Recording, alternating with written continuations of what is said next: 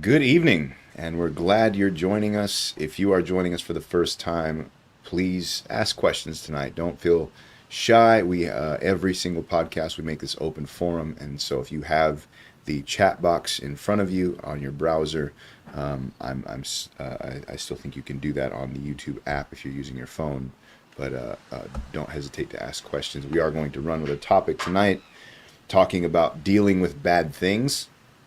And so if your question is really, really off topic, we will save that question and we'll give some time at the end for answering those kinds of questions. But tonight, the topic was inspired by a whole bunch of different things rolling through my mind, but I just so happened to see something today that triggered more thought in this direction. I'm working currently at Stanford University, and I had an opportunity to no opportunity. I had just by chance we were working on in an area of the campus where there was apparently a sexual assault that took place in 2015. This caught national attention. I'd actually totally forgotten that this even happened at Stanford, but I remembered the story, remembered some of the names, and so did some research on it.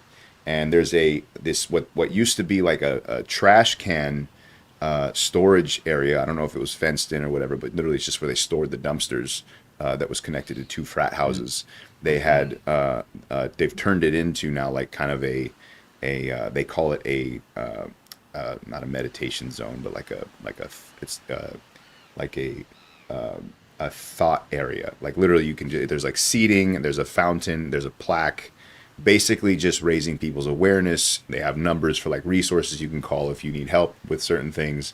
And so the one of the plaques is actually a quote. There's two plaques. One is like what the area is and what you can use it for, and then the other is basically a quote from this girl who apparently has, gone on with life. I'm sure she deals with she's dealt with it however she's dealt with it. I don't know where she's at mentally, obviously, but she's a now successful writer. She's doing things with her life and seemingly has moved on. But I read this quote and it just triggered something in my mind because I'm thinking about obviously what we're going to talk about tonight. And the quote is it says where did I lost it here. It says, "You took away my worth, my privacy, my energy, my time, my safety, my intimacy, my confidence, and my own voice." And then she ends the quote with "until today." And so I think I don't know if she made that statement like, after the guy was convicted or whatever. I don't know when the statement was made, but it just made me think about how one incident, one event can totally change the course of a person's life. Yeah. And in the world, you see that, people deal in general, people deal with different things different ways, right? They deal with bad things different ways. Some people find ways to move on. Some people find ways to cope, right? It's still there. It's still in their minds here and there, but they found ways to just kind of shove it aside, and it's just there. It just exists, and it's just a part of who they are now. Some people never move on. Yeah. They stay defined by the bad things that happen in life. And there's no way to interject thoughts on this specific incident, but the truth is bad things are relative and are described or have different descriptions in different situations, right? Yeah. The definition of bad things is bad things. It's not, you can broad stroke that, but the question, the questions I have tonight, or the topics, the direction I was hoping to go with this is, first, why do bad things happen? The second is, what is the right way to deal with bad things that occur from as a result of no fault of your own? You didn't cause it. And then the third is, how do you deal with bad things or work through bad things that are the result of your doing? And so, question for the audience, and I'm hoping to maybe trigger the real you here, and really get. I know our listeners are usually pretty real and pretty willing to participate, which is great. And tonight I'm hoping that I can trigger something in you that is beyond just the stereotypical answer, what you think we want to hear. Consider a time or an event in your life that was bad. And how did you deal with it? Or how are you dealing with it? What was your natural response is really what I'm looking for. What was your natural response to something bad that happened? So that's interesting that you're going that way, because I'm inside. I'm thinking I'm going to stop you and jump in the middle and change gears, mainly because I feel like there might be people watching who don't have an answer for that, and they're going through it right now. Yeah, And I don't want that to be clouded by candy answers, that's kind of what I'm hoping to avoid. Yeah, exactly. that of glib responses to bad things, because there really is this is a major factor, and a very difficult thing, for people to have had something that's happened to them. And I can say, as a Christian, even 40 years of being a Christian, there are still moments in my life that I don't understand why Hmm. those things have happened the way they've happened. And even things recent, not just like years ago, that I'm still not 100% able to, it's not just gone. Um, I don't know that those things will ever be gone. What I mean is not the things today. The things today, maybe years from now, won't be a big deal. But that I'm not so sure that, as a Christian especially, that you ever come to a place to where that isn't an issue in your life. And I think that's a big problem, because a lot of people today have left Christianity because of that very reason. Hmm. That they have experienced something that they never expected, something that just broadsided them, and they don't have an answer for it, and are you know to this day still struggling with it. And this is, I think this is something that is very valid, Yeah, and very important to understand, that there are things in life that don't make sense, and what you believe about God will have a big impact hmm, on how you handle that. And honestly, in my own life personally, of the things that I've experienced like that, there I there's always a period of time of, where I have to kind of get a grip, and say, okay, this is reality. That I think that's the difficult part, is that this is reality. This yeah, has happened. yeah, There's no going back, and I think that's the big problem with many people, is that when they experience something like that, that there's that period of, trying to turn back time. If I had done this, or if this had happened this way, or if this had happened that way.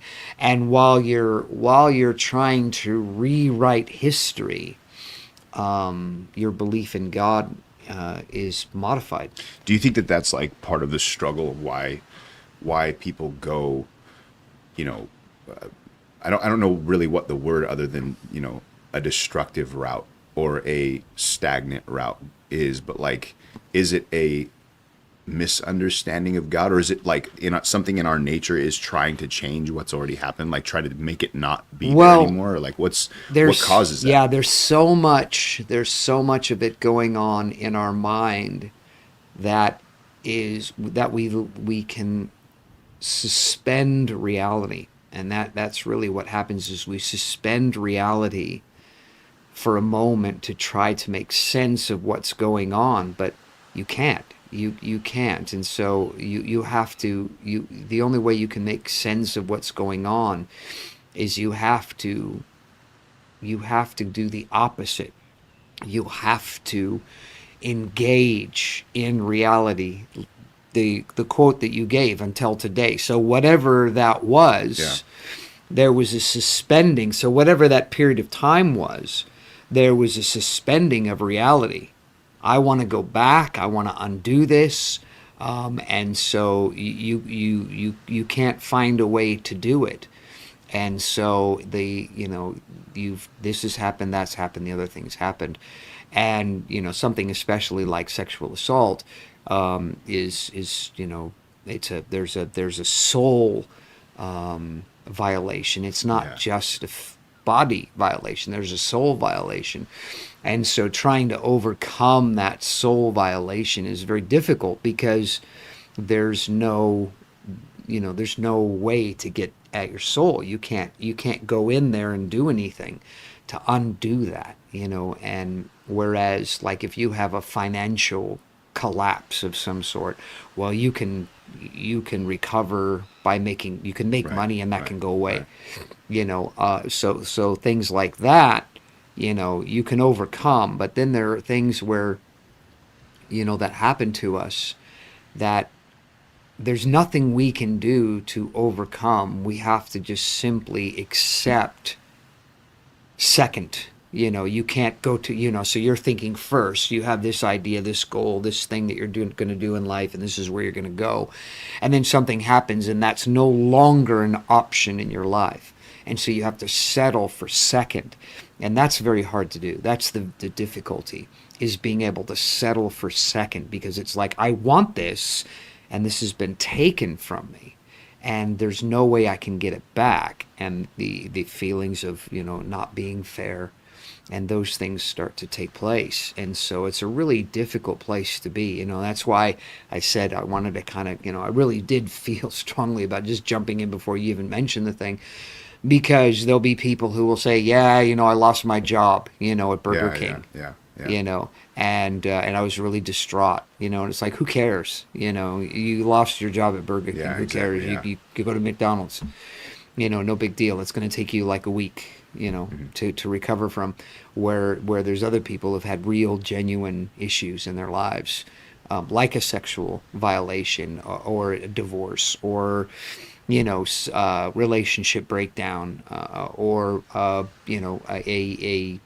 the world that we live in today, being canceled.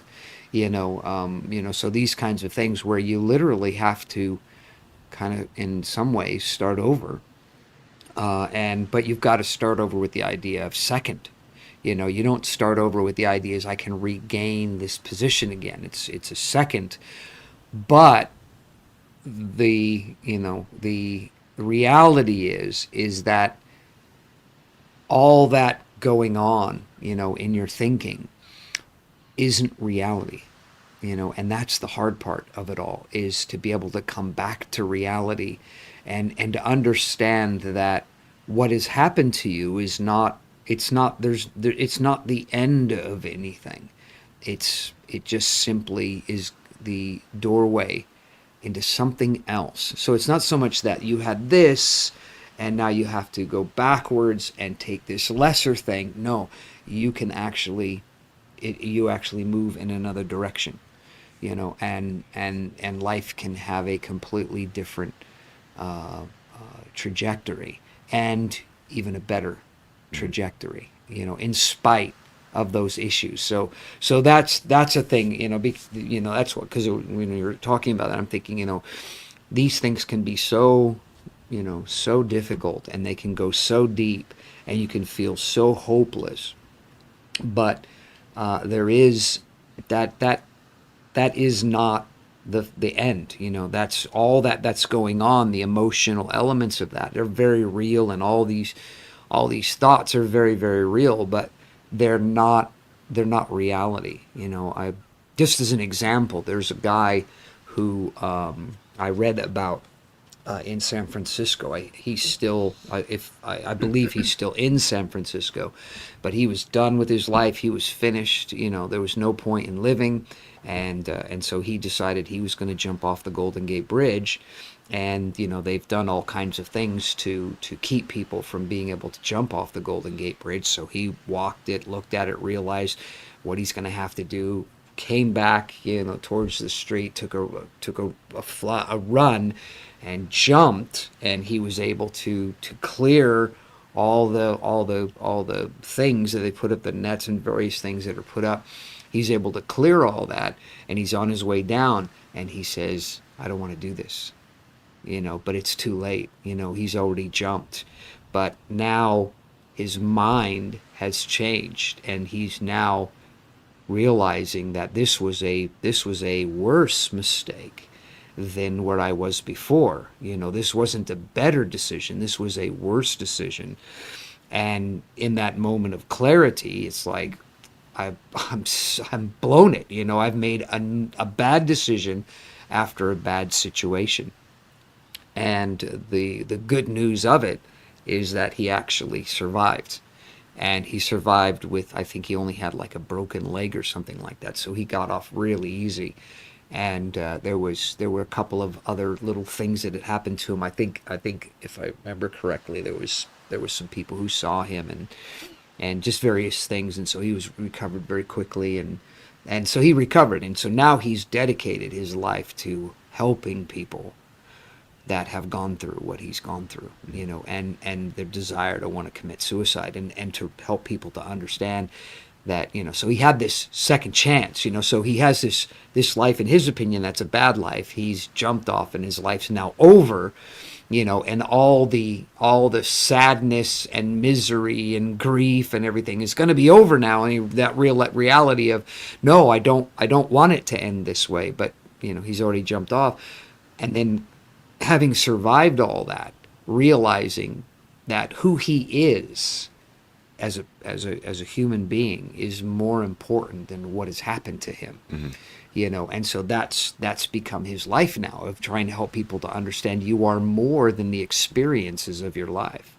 And so it just serves as a very powerful example, to everybody, that no matter how you feel because of what's happened to you in life, that that isn't reality. But there is a reality that you may not have discovered yet.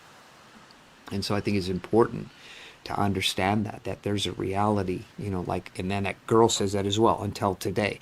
Yeah. Somehow she discovered a reality that it erased her sexual assault. And you might think, well, that can never be erased. Yes, it can.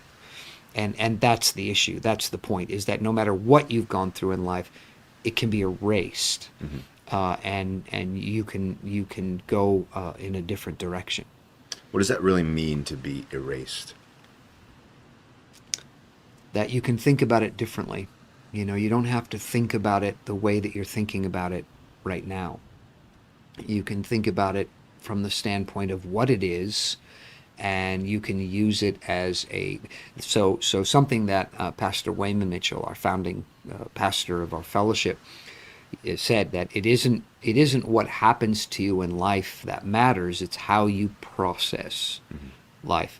And so that is the facts, is how you process things is the critical factor. Life is going to cause grief and cause pain. It's just a reality. But how you process those things is going to be everything, because you have people that can have the identical same experience. One goes on and turns it into a success story, and another person turns it into an excuse for failure for the rest of their lives. And so the issue is the processing of it. It's not just the event itself. It's the processing of that event that makes the difference. And that's the hard part, but that is the important part, is how you process things. So what is how do you answer that question, when the question of why? I mean, is it even important to answer the question why? That's the hard part, is that there may not be an answer to why. And that's the hard part, because when because if you could find a why, then you can find relief easily, because why. That's why when it comes to something you've done, some kind of decision you've made, it's a lot easier to deal with than it is to deal with a decision or a consequence that didn't come from a decision that you made, that you were just simply... You're the victim, literally. A victim, yeah. I don't like using the word victim because of the kind of what we've made it mean today. But the idea is, yes, something has happened to you. And so that's harder to process because you didn't do anything. That's always the harder thing. When you do something stupid, and you the consequences begin to come home. Like you go out and get drunk, and you're drunk for a week, and you don't go to work, and you show up at work, and your boss says, no, you don't have a job anymore. You don't. If you're sober, if you're sane in your thinking, you have to say that because not everybody is, but you're not going to say it's the boss's fault. Yeah. It's your fault, and you're going to have to deal with the consequences of that. Bills you have to pay that you can't pay. If you're racking up credit card debt, this is your fault. There's nobody to blame but yourself. Those kinds of things, like, okay, and then you can start working towards doing that. But when something happens to you, that makes it more difficult. So, like, I know people in this kind of circumstance, that they lose a job and they're not able to pay bills, and then they're struggling and they don't know what to do next. And then they just have to, they have to deal with the fact of, because if you do it right, it means, maybe losing your house, maybe living in your car, until you can get some money together, and things like that. But it's like, I didn't do anything to lose my job, but I lost it, like a layoff or something like that. And so that makes it's always more difficult to deal with things that way. But having said that, even though it's more difficult, if you'll process it properly, then it doesn't have to be the end of the road. And that no matter what it is, no matter how grievous it is, it doesn't have to be the end of the road. So how is the, It's funny we're talking about this because I'm going to be preaching about this tomorrow night. Talking about joy. Yeah. And that joy isn't you can have pain and joy at the same time. It's something that most people don't understand. Yeah.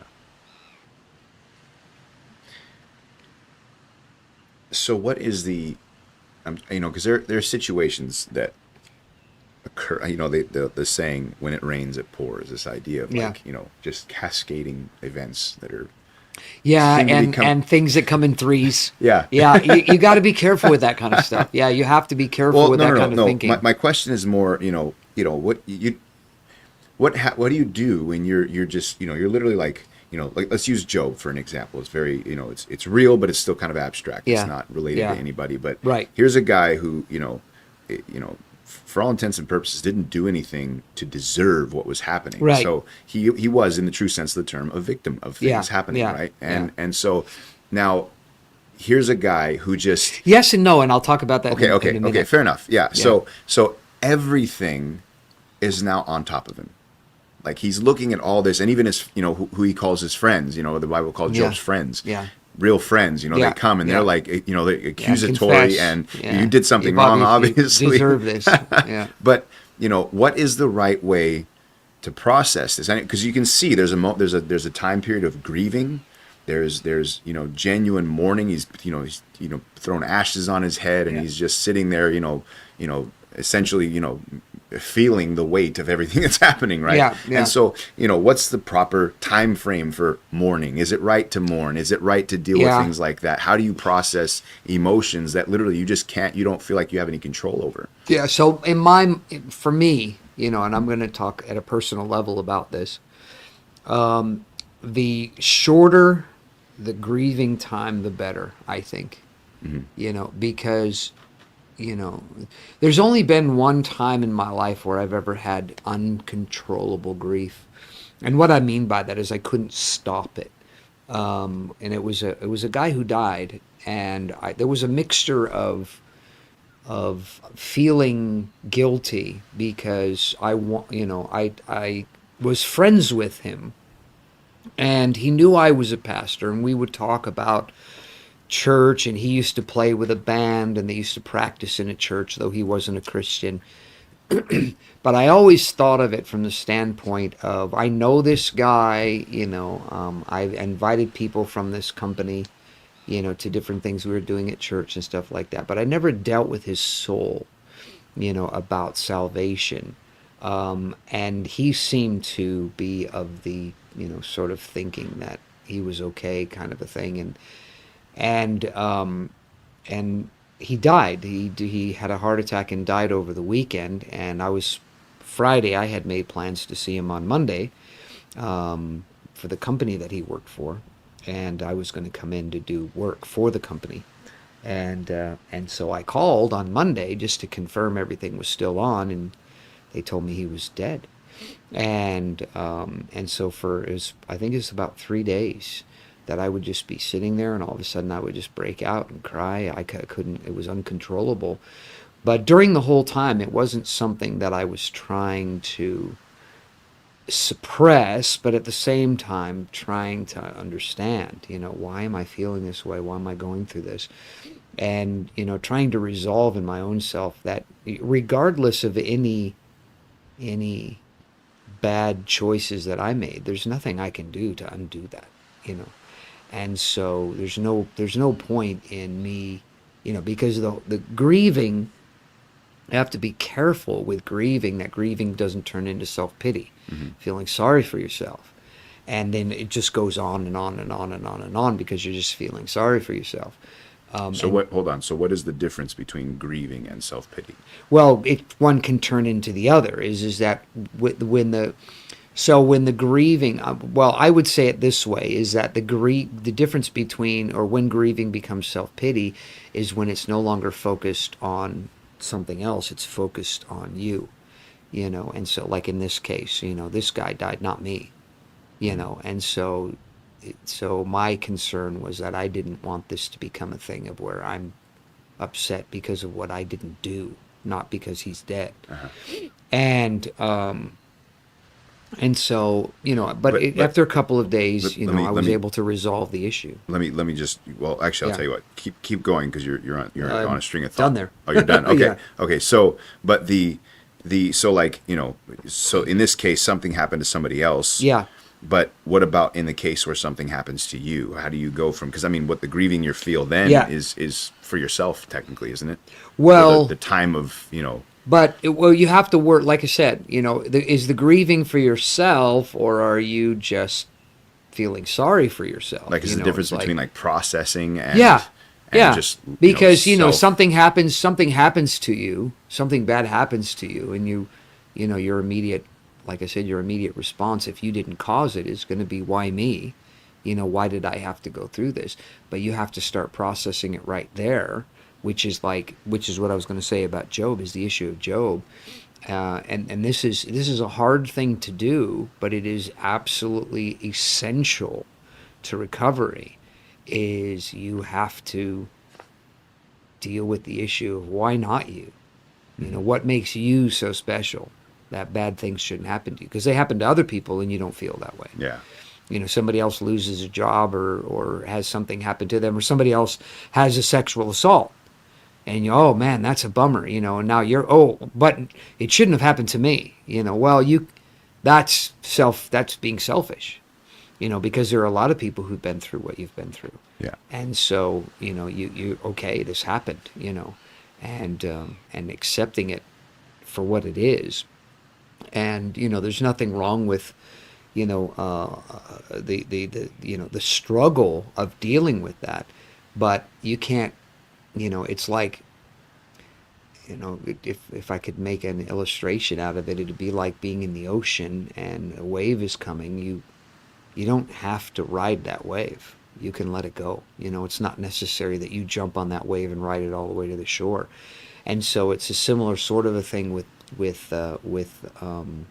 difficulty with when bad things happen, is that a wave will come, and you can either catch that wave and you can ride that wave, and you can ride that wave as far as it'll go, and you literally could ride it all the rest of your life if you want to, but it's not worth it, and so you have to learn how to let it go, get off that wave, so that you can get back to normal life. And so that I think is the most difficult element for people, is that understanding that there's life after bad things. Yeah.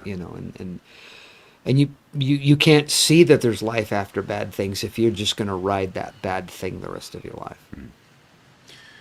So there are a couple of responses that come in that I kind of want to. I'm not going to read through the experience, but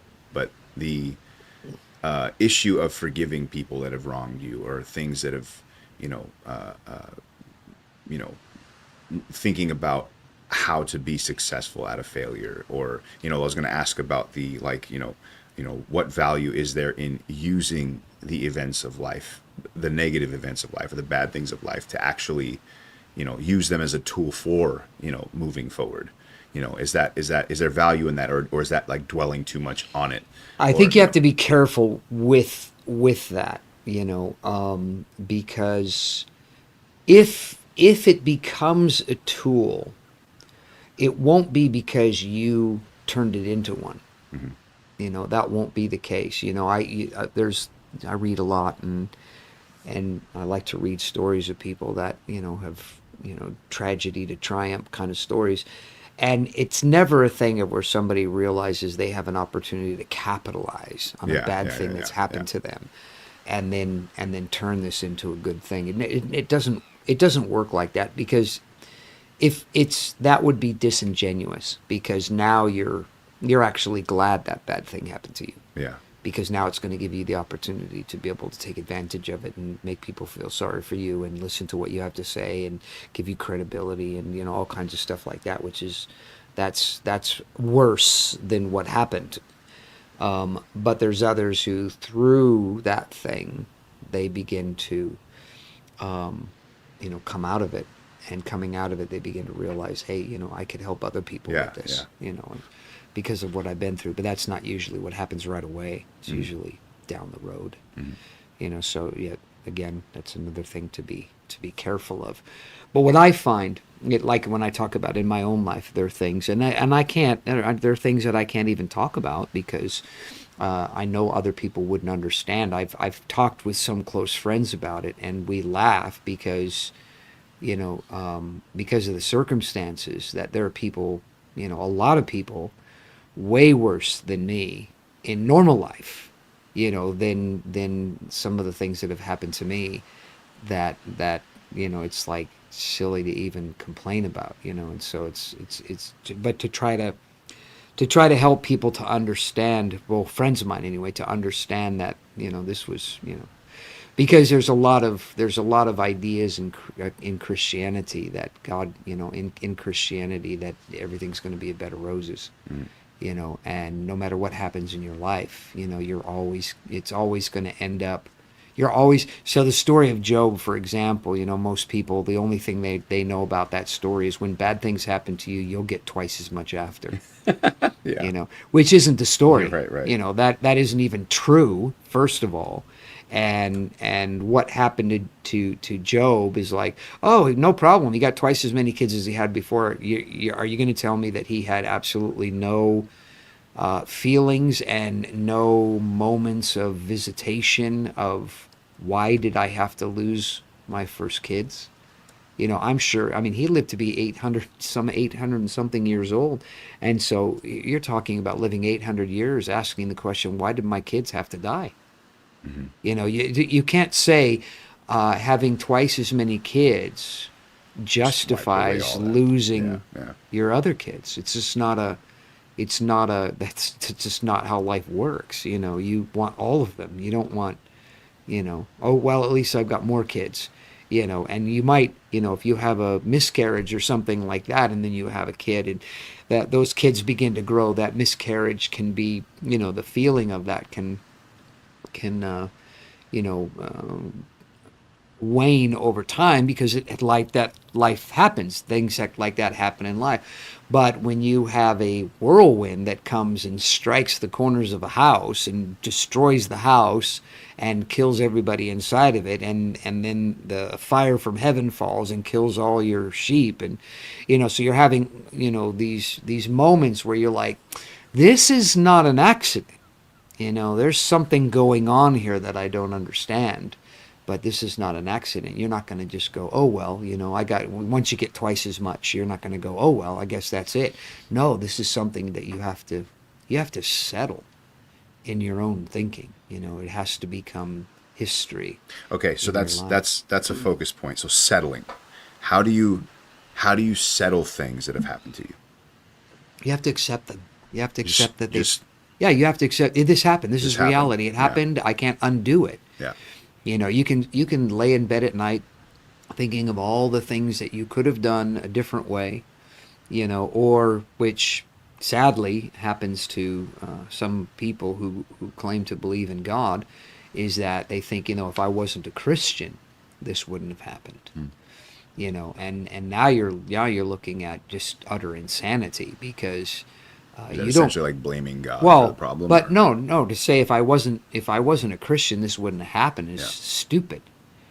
Because how do you know that? How do you know that the very same thing wouldn't have happened to you not as a Christian? Even if your life went in a whole other direction, and these, this circumstance is built up in a whole different life for you, how do you know that something similar to you wouldn't have happened, in the middle of that anyway? I mean, it's not like there are people in the world that have some sort of a, you know, um, immunity, to pain and to suffering. There's nobody is immune. There's everybody. Atheists as well as what was his name? Christopher Hitchens, I think. I can't remember if I'm pronouncing his last name right. It's there but not there, but I think I got it right. He died of cancer. Mm. You Yeah. know, and so it's like, oh, he died of cancer because he wasn't a Christian. That's why God judged him and he died of cancer. Well, okay, so then what about Christians who die of cancer? Yeah. What was their judgment? That's just silly. It's not real. And so you can't work this out. When bad things happen to good people. Bad things happen to bad people, we think, oh, well, they deserve it. But when bad things happen to good people, well, they don't deserve it. Well, but just because you think that way doesn't mean that's how life actually works. Mhm. Because you can say, okay, well, when bad things happen to bad people, that's right, but when bad things happen to good people, that's wrong. You can't say that, because what you're looking at there is the reality is bad things happen to everybody. And so if you want to address the problem of pain and the problem of suffering, you have to deal with it from that standpoint of, okay, why is there pain and suffering for everybody? Why is this? What is the issue behind that? And that's where a lot of people have trouble with God, is the idea of pain. This is a very classic atheist problem. The idea of pain and suffering and a loving God. How do you reconcile these two things to each other? And that is the difficulty that many people have, is trying to reconcile how a good God can allow pain. But the problem with that is you're defining in your own thinking, what good is. You're saying that I know what good is. Good is when nothing bad happens. That's good. Yeah. And you're saying that. You're not, but you're not God. Mhm. And you're not even close to God. And you're actually being selfish by saying that. It's not. You're not really thinking, oh, I wish nobody had pain. No. You're basically, what you're saying is, I wish I didn't have pain. Because why do we behave differently when one person has pain and then we have a similar kind of pain? Why is it so much worse for us? Why don't we feel the same way about other people's pain as we do about our own pain? Well, the reason is because we feel sorry for people who have pain, but we don't want to have pain ourselves. Yeah. And so and we get upset when we do have pain, because we don't feel like we deserve to have pain, and kind of subconsciously we kind of believe that everybody that has pain must have done something to deserve it. Mhm. And you're just missing the whole reality element of life, is that life involves pain. It's just not, there's no avoiding pain. So what about things that you have caused? Well, I don't know if we should waste any time talking about that, because you've done it to yourself.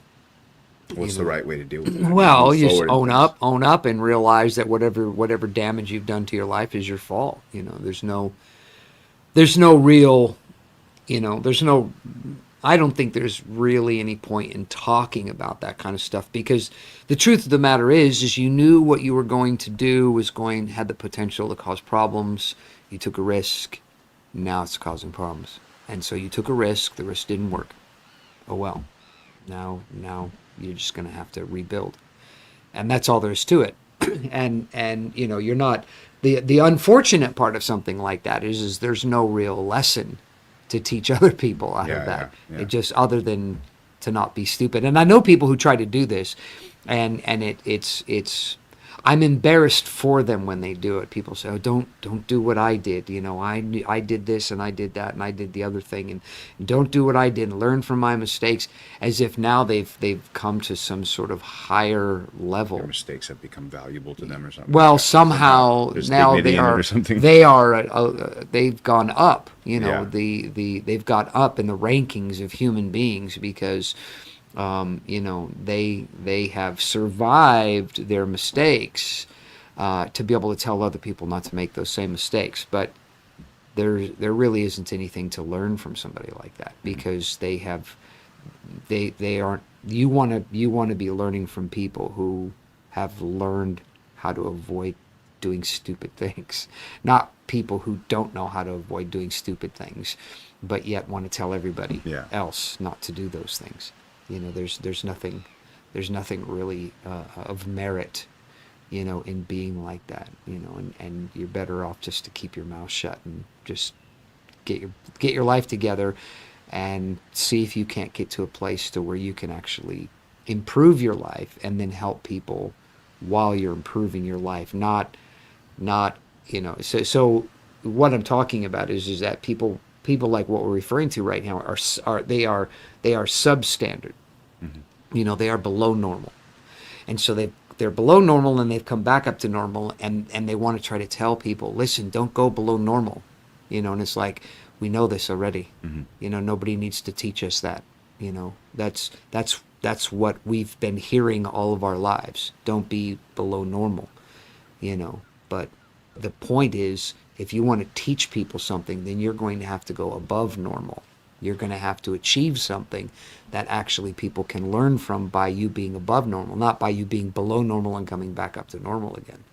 So I don't think that's as valuable of a place to be. No, that was exactly Okay. what I was hoping All right. you'd say. All right. That was totally what I was saying. So there's this other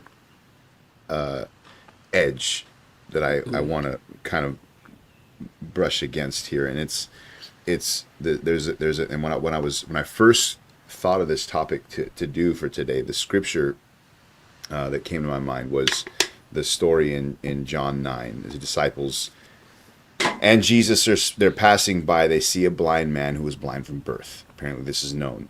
Yeah. And they asked Jesus, Rabbi, who sinned, this man or his parents, that he was born blind? Yeah. And Jesus says, neither this man nor his parents sinned, but this happened so that the works of God would be displayed in him. And he talks about doing the works of him who sent me while it is yet day. The night is coming when no one can work. Yeah. And then he spits on the ground, makes mud with this spit or clay, and puts it on the man's eyes. And he tells the man, go and wash in this pool. And then the man washes and comes back seeing. Mm-hmm. And so there's this, clearly there's something in, Jesus' ministry. Clearly, when you think about it, when he touches people's lives that have experienced some bad things. This guy is blind of no fault of his own. Yeah. This is a malady that he was born with. He had no control over it. He meets Jesus, and Jesus has an impact on that malady. He's totally healed. Yeah. And so, what is the reality of things like healing and restoration, and the reality? Yeah, this is a very difficult topic, because the Bible is not the complete history of the world. We're reading snapshots of things. Yeah. And great that those snapshots are there, but even Jesus himself talks about how there were, when the people that he's talking to get mad. I mean, they get so mad that they actually want to kill him. And because what he's saying is he talks about these tragedies that have happened, but he talks about how God favored some particular individual. You know, he talks about how there were many widows, you know, during the time of Elijah, Yeah. and during that famine, and yet God only ministers to one widow. You know, and so, and they get, the widow is not a Jewish woman. Yeah. And he mentions others as well, you know, that were non-Jewish people that had infirmities and were healed. Naaman and the Yeah, yeah, Naaman, leprosy. and he says, and so they get mad, Yeah. but he's making a very clear point: is that God's favor, you know, on a person's life is, you know, is not, it's not deserved. You know, it's not, oh, I'm a Jew, so I deserve God's favor. You know, and God favoring non-Jews is God's prerogative. You know, and so when it comes to the idea, we read these stories like this man, he's born blind, and this great miracle. It's the mistake is to set that as a benchmark, to say that's the benchmark of God and his interactions with humanity. Everybody gets healed who's Yeah. born blind. Yeah. You know, that's not what the scripture teaches. And the Bible is very clear that he doesn't do very many miracles in his own hometown because of their unbelief. And so you have to understand that there are dynamics in life that affect God's interaction with mankind. And so these are things that have to be understood, that you don't have guarantees. Like when I was in Brazil, I prayed for 3 people for healing, and 2 got healed and 1 didn't. One person got healed instantly. Another person I prayed for, all 3 of them at the same time, got healed after the second prayer. And then the third person that I prayed for didn't end up getting healed. You know, there was improvement, that they didn't get completely healed. And there was no, it wasn't like one was harder than the other, because we're just asking God to do a miracle. But the dynamics of that, what do you do with that? And what I always do when I'm talking to people like this is, you're going to have to take this home with you. You prayed in a meeting, you didn't get healed, you're going to have to take this home with you and work through this between you and God. But don't give up on it. But at the same time, if you're losing the battle with what you're praying for, that's not the time for you to start changing your theology or becoming, condemned, or any of those kinds of things, because we're looking at dynamics that they're not readily understandable, and the issue of suffering is not something that is readily understandable, and so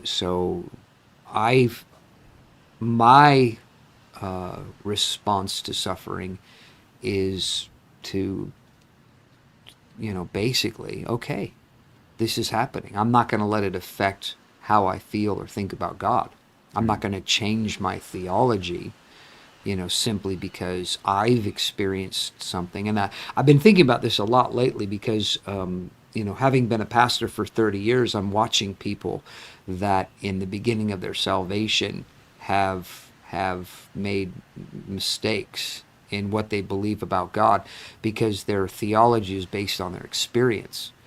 And so that now time has gone by and things have not worked out the way that they've wanted them to work out, but they were fully expecting that these things would work out, because God's a good God, and so he's going to make everything work out. But they've made decisions, they've done things, they have belief systems that are in error, and so now here they are, moving on into the later years of their life, but yet the reality that all those things that they expected God to do are not going to happen.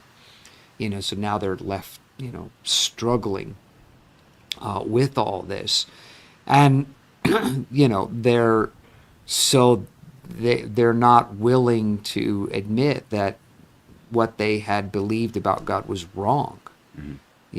and to, to adjust accordingly. And so, like in my own life, experiencing those times, always, I don't change. When I say I don't change my theology, really what I mean is I don't change. I don't try to make excuses for God not doing things. And so, I mean, I'm in a sense I am changing my theology, but I'm not changing who God is. That's really probably a better way of describing it. I'm not changing who God is. I'm changing my theology to accommodate who God really is, and my misunderstandings of God go out the window. And so it's like I see, that this is the path before me. This is what's going to happen. There's been years of experience that have led me to believe that this is the direction things are going to go, and then all of a sudden, no, it's not the case. So it's like, okay, I got to change the way I think, because I've been wrong. I have inaccurately assessed who God is, and so now I'm looking at what's going on in my life and thinking, okay, so you know, what's the right way to approach this? And I've found more often than not, especially as a Christian, is that I find that these things that happen, number one, they're not. It's not that God is making them happen. That God is somehow accountable, for the cause of these things. But these things are happening. God is aware that these things are happening. God knew that these things were happening. So that doesn't change anything. These things that are happening in my life, they don't change anything. And so I'm still on the same path. I don't change paths, and this is what I see is you have like people on YouTube that are capitalizing on their deconversion, to monetize their deconversion because they've given up on God. Yeah. And so they're going to monetize that so that they can get rich telling people that they have abandoned God because they're mad at God because God didn't do what he wanted them to do. Well, that's just out of the frying pan and into the fire, because now you have no moorings anymore. You're just adrift, and so you're just going to do all the things that the world has already proven don't work. As far as stability and things like that, money and fame and those kinds of things don't provide any kind of stability whatsoever.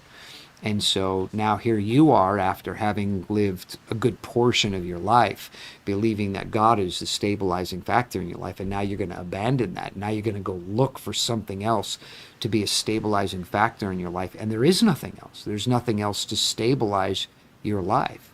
And so you're just going to be adrift, doing what sinners do from birth, and then by the middle of their lives realize is a mistake. You're not going to do that in the middle of your life, and you're just going to live that all the way to what? Till it's too late to do anything about it. And now you're going to be one of those people that just dies bitter. And so how you process things is very, very critical. And you don't change who God is in the middle of the process. And that's what I say this because it's very important to understand there's no life outside of Christianity. It's not like there's Christianity in the church and people in the church and there's this little microcosm and that you live in here, and then life happens a certain way, but then there are other people who are not part of that microcosm and they're living out here, like people who live on Earth and people who live on Mars. They're not, the people who live on Mars aren't going to experience the same issues that people on Earth. There's no such thing. There's no reality like that. People who don't know God just simply, they live on the same earth as the people who know God. They just don't know the God that created earth. And that's the only difference. And so now, trying to process things and trying to blame God at the same time you're not going to make any progress. So what causes bitterness? Well, Bitterness is the result of not accepting things for as they are and moving on. That's literally what, if you look at, the Bible talks about bitterness being like a plant that grows. And so it starts as a seed. There's a seed. There's some trigger. There's something that's happened, and that, because it's not dealt with properly, that begins to grow, and it begins to intertwine itself around your life. And so as you are growing older, this thing is growing older with you and becoming more mature. And it's interesting to watch this play out, and like, which is crazy to see. But in our church, there's like, this revival, that's happening. There's like lots of new people. God's doing tremendous things. There's, new people who've only been saved like, a little bit longer than a year, and now they're starting to get involved in ministry. They're street preaching. They're involved in things. But there are other people who've decided they're just not going to be a part of that, and they're going to stay the same as they've always been.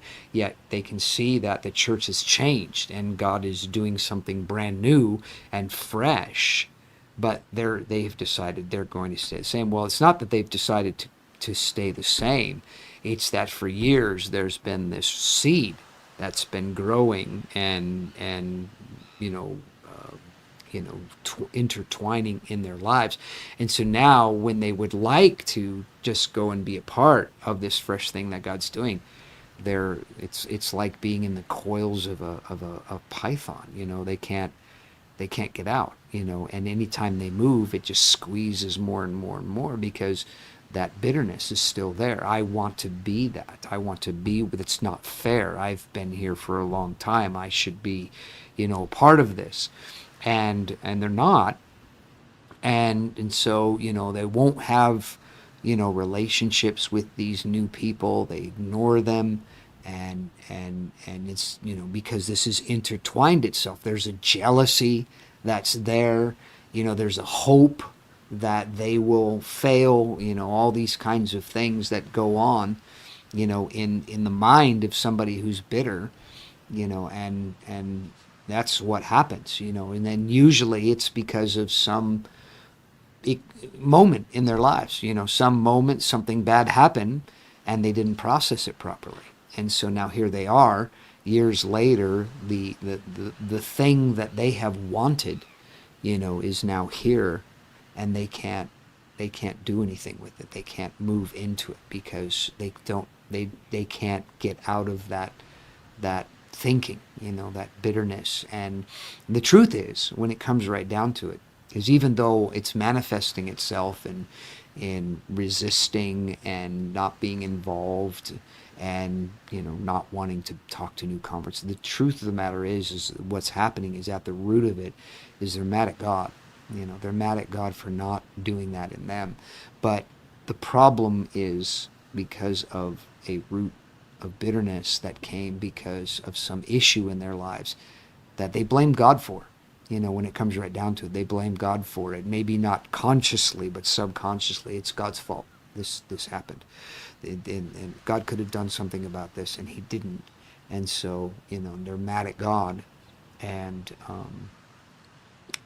that's what happens. When people do that, when they have bad things happen to them, they can get mad at God.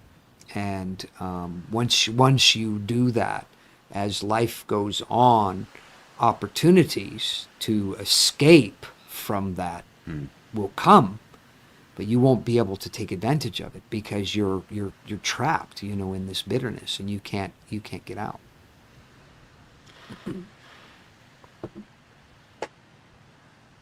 So, in conclusion, it seems like this issue of acceptance really is quite key. Well, absolutely. When bad things happen in life, it's not the end. This is so. If zooming way out, what I've seen in my own life, is that I have had to deal with these things. I talk about, 'cause as recently as last year, I call it my year from hell.